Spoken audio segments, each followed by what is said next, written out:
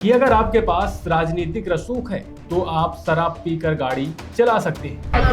मैं कौन हूँ? अरे कोई भी रहो ठीक है, मगर पूछ रहे एक तो शराब पिए हो, बदतमीज से बात करो मेरे, तमीज पहले दिया है ना। बोला है उसका पाली दिया।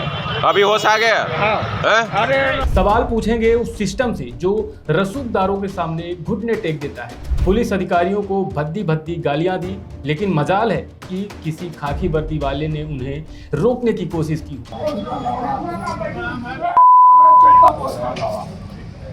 सुना अगर पुलिस अपने ही विभाग के कर्मचारी के पिता को न्याय नहीं दिला सकती तो आम जनता की सुरक्षा का दावा खोखला है। क्या भारत का संविधान दो तरह के लोगों के लिए अलग अलग व्यवस्था करता है? एक वो जो आम नागरिक है, जिसे हेलमेट ना पहनने पर पुलिस का डंडा और चालान झेलना पड़ता है, और दूसरे वो जो खास है, जिसके पिता सूबे के गृह मंत्री रह चुके हों, जिसकी रगों में सत्ता का खून दौड़ रहा है। कोरबा में जो हुआ उसने एक बार फिर साबित कर दिया है कि अगर आपके पास राजनीतिक रसूख है तो आप शराब पीकर गाड़ी चला सकते हैं, किसी की दुकान उजाड़ सकते हैं, बुजुर्ग को पीट सकते हैं और फिर थाने में सीना तान कर बाहर भी निकल सकते हैं।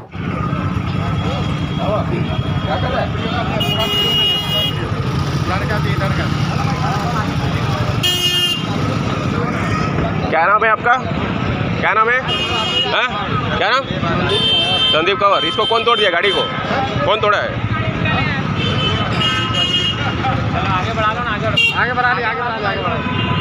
चलो आओ ना, इधर आओ तो भैया, चलो थाना चलो, आओ, कोई दिक्कत नहीं, टेंशन मत लो, है ना। आ जाओ आ जाओ आ जाओ, चलो आओ आओ। गाली वाली मत दो, ठीक है? तमीज से बात करो, ठीक है? तमीज से बात करो, है ना।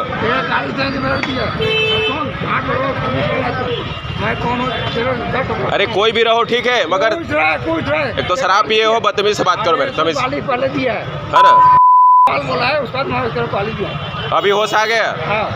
अरे गाली बकने के बाद। अरे कुछ भी रहो अपने लिए, है ना। अबे छोड़। आज हम बात करेंगे पूर्व गृह मंत्री ननकी राम कंवर के सुपुत्र संदीप कंवर की।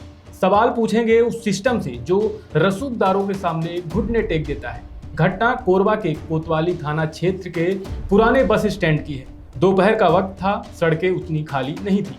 अचानक एक तेज रफ्तार स्विफ्ट डिजायर आती है और किनारे लगी एक सेवई की दुकान में जा घुसती है। दुकान किसकी थी? एक बुजुर्ग असीम कुरैशी की, जो एक महिला पुलिस कांस्टेबल के पिता हैं। सोचिए, जिस पुलिस के कंधों पर सुरक्षा की जिम्मेदारी है, उसी के परिवार की दुकान को सत्ता के नशे में चूर एक शख्स रौंद देता है। चश्मदीदों का कहना है कि संदीप कंवर इतने नशे में था कि उन्हें होश नहीं। जब बुजुर्ग अजीम कुरैशी ने उन्हें टोकने की हिम्मत की तो समझाने के बजाय संदीप कंवर ने उन पर हाथ उठा दिया। सरेराह मारपीट हुई, हंगामा हुआ, पुलिस मौके पर पहुंची। संदीप कंवर को थाने ले जाया गया। आमतौर पर क्या होता है, मेडिकल टेस्ट होता है, धाराएं लगती हैं, लॉकअप की हवा खानी पड़ती है, लेकिन यहाँ कहानी फिल्मी थी। थाने के भीतर संदीप कंवर ने हंगामा शुरू कर दिया। पुलिस अधिकारियों को भद्दी भद्दी गालियां दी, लेकिन मजाल है कि किसी खाकी वर्दी वाले ने उन्हें रोकने की कोशिश की। इसी बीच कुछ समर्थक पहुंचते हैं, संदीप को उनकी कार में बिठाते हैं और थाने से लेकर रफू चक्कर हो जाते हैं। सुना नहीं, मैं अपने ही मोबाइल से बनाऊंगी। सुना, तो काम करेगी क्या मेरा? वहाँ बस स्टैंड के पास ना, बस स्टैंड के पास में वहाँ पे मेकअप भाई की दुकान लगाया हुआ था और मैं बैठ के पढ़ रहा था और सामने बैंक है, बैंक के सामने में सब गाड़ियां खड़ी थी, मोटरसाइकिल वगैरह। इधर से ये जा रहा था अपने घर की तरफ, वहां पर ही तो पूरे गाड़ी को मैं उतर के गया बाहर में, बोला इधर से ले जाइए। और नीचे में एक औरत जो है वो बेर वगैरह बेच रही थी, टोकरी, उसके लिए मैं बोला हूँ। फिर हुआ ये कि वो बोला कि नहीं ऐसा नहीं होगा। गाड़ी मेरी बाइक भी खड़ी थी, टीवीएस की बाइक है, वो भी खड़ी हुई थी। और ये उतर के दरवाजा खोला, गाली गलौज पकड़ के, कॉलर पकड़ के मारने लग गया। बोले तुमको मालूम नहीं कि मैं नमकी राम का बेटा हूँ। अरे भाई, मैं बोला भाई ये सब नहीं होनी चाहिए, आपको रहना चाहिए। मैं भी शहर में पैदा हुआ, छोटे से बड़ा हुआ हूँ, ये सब चीजें अच्छी नहीं है। एक तो रमजान का महीना, आप मेरे साथ क्यों ऐसा कर रहे हैं? चला गया, उसके बाद घर से उधर से आया और गाड़ी घुमा करके ला के 2-3 बार बेक करके मारा है और पूरा और गाली गलौज पर से फिर मेरे को पटक दिया और मेरे ऊपर चढ़ गया वो। अभी आपको चोटें कहाँ आई हैं और कितना तकलीफ है? पुलिस मूक दर्शक बनी रही। सवाल यह है, क्या कोरबा पुलिस इतनी डरी हुई है कि वह एक आरोपी को भागने से रोक नहीं सकी? क्या सत्ता का दबाव इतना ज्यादा था कि कानून की किताब बंद कर दी गई? क्या यही बर्ताव किसी आम रिक्शे वाले या मजदूर के साथ होता? यह पहली बार नहीं। संदीप कंवर का विवादों से चोली दामन का साथ रहा है, चाहे राजधानी रायपुर हो या खुद कोरबा। इससे पहले भी सड़क हादसों और हंगामे की खबर आती रही, लेकिन हर बार नतीजा वही, ढाक के 3 पात। हर बार उन्हें छोड़ दिया जाता है, हर बार केस को ठंडे बस्ते में डाल दिया जाता है। आखिर क्यों? क्या सिर्फ इसलिए कि उनके पिता एक बड़े नेता हैं? क्या नेताओं के बच्चे कानून से ऊपर हैं? ये जो यूं ही छोड़ देने की परंपरा है, यही अपराधियों का मनोबल बढ़ाती है। आज कोरबा की जनता पूछ रही है कि क्या गृह मंत्री का बेटा होना लाइसेंस टू क्राइम है? अगर पुलिस अपने ही विभाग के कर्मचारी के पिता को न्याय नहीं दिला सकती, तो आम जनता की सुरक्षा का दावा खोखला है। सत्ता आती है और जाती है, लेकिन संस्थाओं का इकबाल बुलंद रहना चाहिए।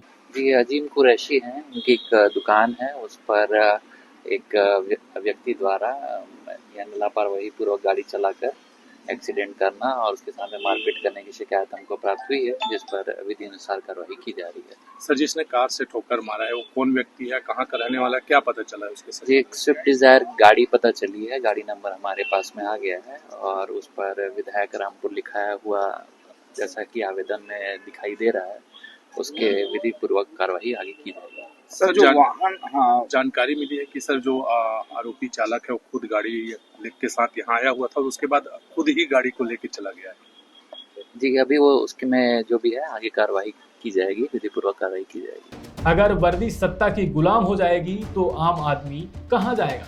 हम प्रशासन से मांग करते हैं कि इस मामले में सख्त से सख्त कार्रवाई हो, ताकि जनता का भरोसा कानून पर बना रहे। अगली बार जब आप किसी गरीब का चालान काटे तो कोरबा की इस तस्वीर को जरूर याद रखिएगा। आप इस मामले पर क्या सोचते हैं, हमें कमेंट बॉक्स में जरूर बताएं।